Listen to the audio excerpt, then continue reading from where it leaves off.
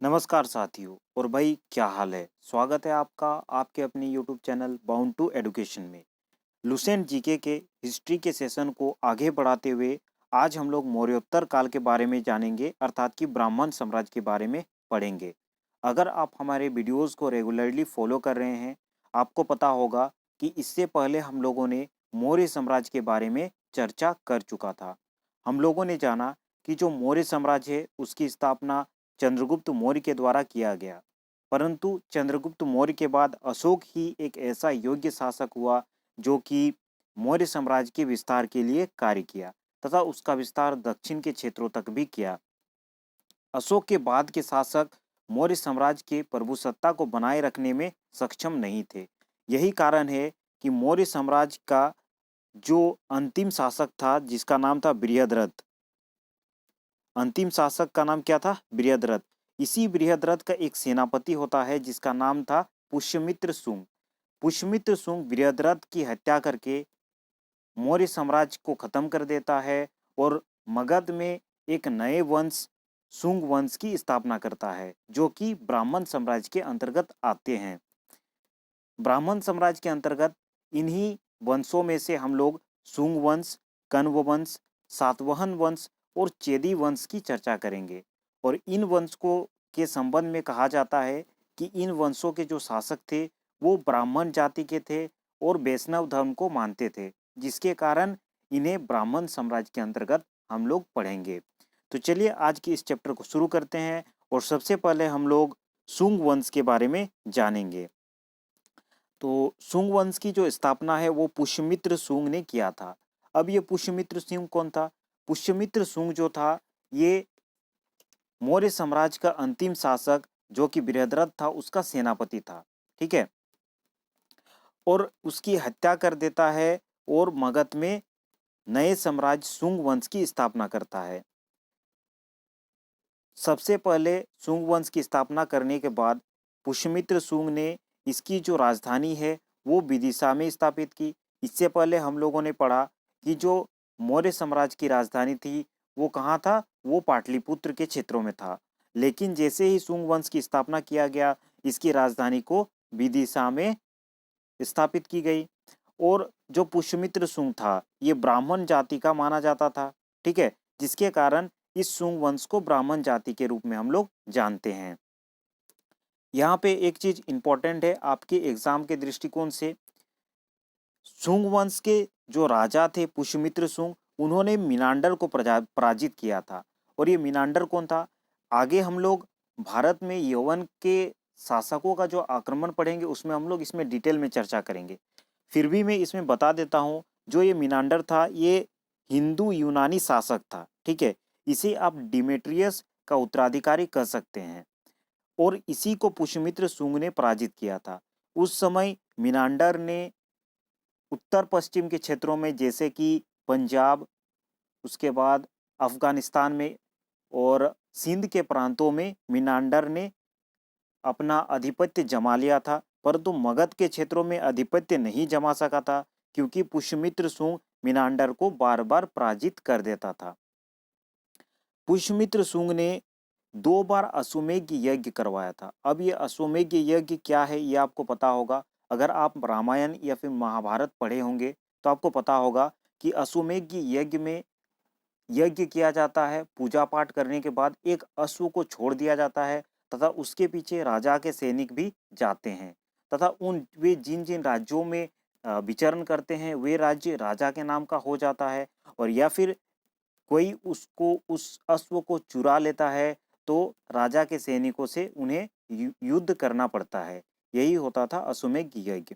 तो पुष्यमित्र शुंग ने अश्वमेध यज्ञ करवाया था और यज्ञ में उससे पतंजलि ने उसकी सहायता की थी। ये भी इंपॉर्टेंट है, कभी कभी क्वेश्चन पूछ देता है एग्जाम में कि पतंजलि जो था ये किसके समकालीन या फिर किसके दरबार में रहता था, तो वो पुष्यमित्र का समकालीन था। ठीक है, शुंग वंश में ही भरतहुत स्तूप का निर्माण पुष्यमित्र शुंग के द्वारा किया गया था।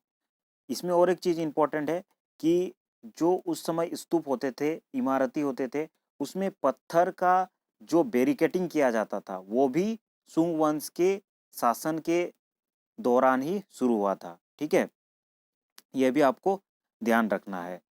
शुंग वंश का जो अंतिम शासक हुआ वो देवभूति था। ठीक है, और इसी देवभूति का ही एक सेनापति था जो कि जिसका नाम था वासुदेव, और वही देवभूति की हत्या कर देता है और एक नए वंश कण्व वंश की स्थापना करता है। जिस प्रकार पुष्यमित्र शुंग ने उसके राजा अर्थात कि बृहद्रथ की हत्या करके शुंग वंश की स्थापना की गई थी, उसी प्रकार वासुदेव ने अपने ही शासक, अपने ही राजा देवभूति की हत्या कर देता है और एक अन्य वंश की स्थापना करता है जिसका नाम था कण्व वंश। ठीक है, इस कण्व वंश की स्थापना कब होती है? 73 ईसा पूर्व में इसकी स्थापना होती है। ठीक है, जबकि जो शुंग वंश था वो 185 ईसा में उसकी स्थापना हुई थी। ये भी आपको ध्यान रखना है। कण्व वंश के बारे में अधिक कुछ नहीं पूछा जाएगा, बस आप इसमें जान ले कि कण्व वंश की जो स्थापना है वो वासुदेव के द्वारा किया गया था। ठीक है, और इसका जो अंतिम शासक हुआ वो सुशर्मा हुआ। ठीक है, कान्व वंश के बाद आता है सातवाहन वंश। इस सातवाहन वंश से बहुत सारे प्रश्न बनते हैं, तो इसको हम लोग डिटेल में चर्चा करेंगे। सिमुग ने 60 ईसा पूर्व में सुशर्मा की हत्या कर दी। ठीक है, जिस प्रकार वासुदेव ने बृहद्रथ की हत्या कर जिस प्रकार पुष्यमित्र ने बृहद्रथ की हत्या कर दी, वासुदेव ने पुष्यमित्र की हत्या की थी, उसी प्रकार सिमुग ने 600 ईसा पूर्व में सुशर्मा की हत्या कर दी और सातवाहन वंश की स्थापना की। सातवाहन वंश अब किन क्षेत्रों में फैले थे ये जानना हमें इम्पोर्टेंट है। तो जैसा कि मैंने बताया, जिस प्रकार मौर्य साम्राज्य का पतन हुआ, मौर्य साम्राज्य के शासक कमजोर होते गए और उनके जितने भी राज्य थे, जितने भी प्रांत थे, वो मगध से अलग होते चले गए। ठीक है, जबकि जब अशोक का शासन था, अशोक के शासन में वो सारे दक्षिण के क्षेत्रों को भी अपने मगध साम्राज्य में मिला लिया था। परंतु मौर्य साम्राज्य के अंतिम के कालों में जितने भी प्रांत थे वो स्वतंत्र हो गए और दक्षिण के प्रांत भी इसमें शामिल थे। तो उन्हीं दक्षिण के प्रांतों में सातवाहन वंशों का उदय हुआ। ठीक है, और इसी क्रम में उन्होंने अपनी राजधानी को प्रतिष्ठान रखा, और ये प्रतिष्ठान कहाँ, अगर आपको पूछा जाएगा, ये आंध्र प्रदेश का क्षेत्र में पड़ता है और गोदावरी नदी के किनारे ये स्थापित की गई। और उन्होंने अपना जो क्षेत्र फैलाया वो महाराष्ट्र और औरंगाबाद तक अपने जिले को स्थापित किया। ठीक है, सातवाहन वंश के प्रमुख शासक में हमें सिमुक, सातकर्णी, गौतमीपुत्र सातकर्णी, वशिष्ठिपुत्र पुलुमावी और यज्ञश्री सातकर्णी मिलते हैं। यहाँ पे एक चीज इंपॉर्टेंट है कि आपको यहाँ पे मिलती है गौतमीपुत्र सातकर्णी, अर्थात कि गौतमी का पुत्र, मतलब शासक के आगे माता का नाम लगा हुआ रहता था। इससे आपको पता चलता है कि उस समय जो सत्ता थी वो मातृसत्तात्मक होती थी। ठीक है, परंतु जो राजा बनता था वो पुरुष ही बनता था। ये चीज हम लोग आगे जानेंगे। सातकर्णी ने 2 अश्वमेध यज्ञ कराए और राजसूय यज्ञ भी करवाया था।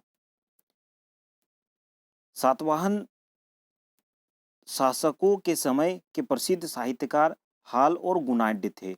ये सब चीज छोटे छोटे पॉइंट रहते हैं, इसको आपको माइंड में सेट करना जरूरी होता है। इस आपके एग्जाम में इस प्रकार का प्रश्न बन सकता है कि हाल्य एवं जो गुणाढ्य थे ये किस शासक के समकालीन थे? तो ये सातवाहन शासकों के समकालीन थे और उस समय के प्रसिद्ध साहित्यकार थे। हाल ने गाथा सप्तशती तथा गुणाढ्य ने बृहत कथा नामक पुस्तकों की रचना की है। ठीक है, यह भी इम्पोर्टेंट है कि गाथा सप्तशती का रचना जो है वो किसके द्वारा किया गया था? तो वो हाल के द्वारा किया गया था, जबकि गुणाढ्य के द्वारा बृहत कथा नामक पुस्तकों की रचना की गई थी। सातवाहन ने चांदी, तांबे, सीसा और पोटीन तथा कांसे की मुद्राएं प्रचलन किया। इसमें सबसे ज्यादा बार जो क्वेश्चन रिपीट होता है वो होता है सीसा।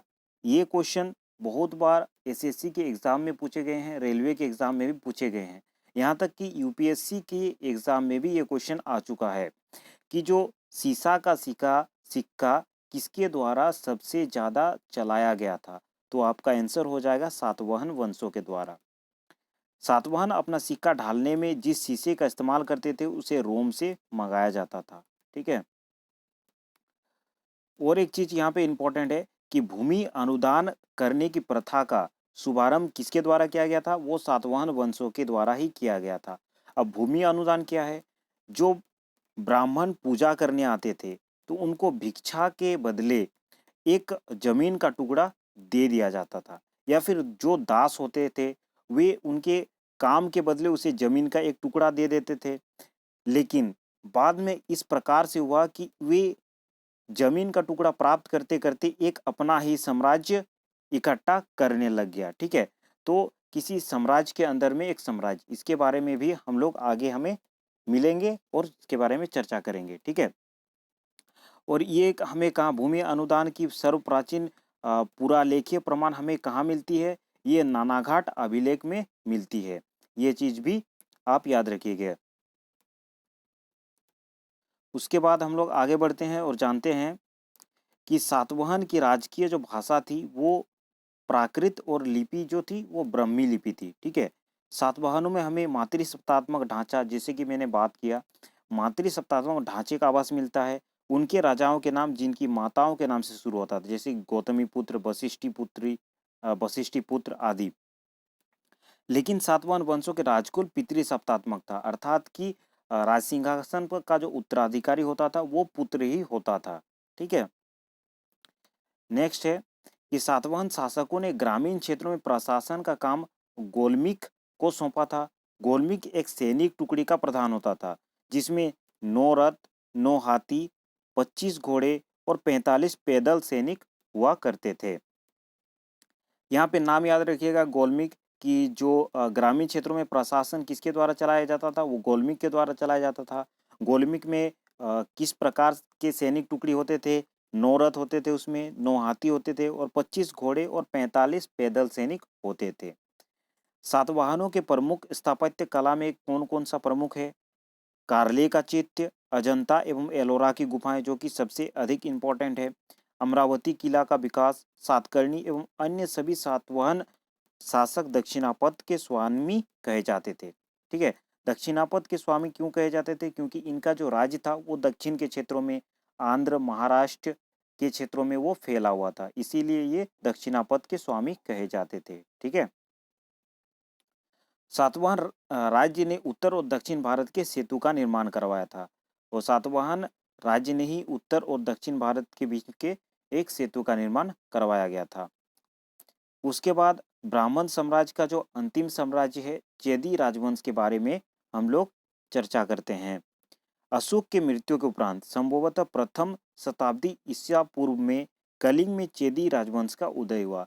चेदी वंश का राजवंश का जो उदय हुआ वो कलिंग में हुआ, कलिंग के क्षेत्र में हुआ। और ये कलिंग का क्षेत्र कहाँ पड़ता है? ये उड़ीसा भुवनेश्वर के क्षेत्र में ये उस समय पड़ता था। इसकी जानकारी हमें उन्हीं क्षेत्रों में हाथी गुफा अभिलेख से मिलती है। ये खारवेल इस वंश का एक प्रतापी राजा था। इस वंश का जो प्रतापी राजा हुआ वो हुआ खारवेल। ठीक है। इसमें ज्यादा प्रश्न नहीं पूछे जाते हैं। इसमें आपको याद रखना है कि चेदी वंश जो है वो कलिंग के क्षेत्र में विकसित हुआ और इसके एक प्रतापी राजा खारवेल से क्वेश्चन आता है कि खारवेल किस राजवंश से जुड़ा हुआ था। ठीक है। खारवेल जैन धर्म का अनुयायी था और उसने जैन मुनियों के लिए उदयगिरी के पहाड़ियों में गुफा का निर्माण करवाया था। ठीक है। ये चीज आपको ध्यान रखना है। तो ये आज हम लोगों ने ब्राह्मण साम्राज्य के बारे में चर्चा की, जो कि आपके आने वाले एग्जाम के लिए बहुत ही इम्पोर्टेंट क्वेश्चन इससे आते हैं। ठीक है। इसीलिए इसे आप अगर ठीक से नहीं समझे हैं तो आप इसे दोहरा कर वीडियो देख सकते हैं। धन्यवाद हमारे साथ जुड़ने के लिए और हमें सपोर्ट करने के लिए। अगले वीडियो में हम लोग फिर मिलते हैं।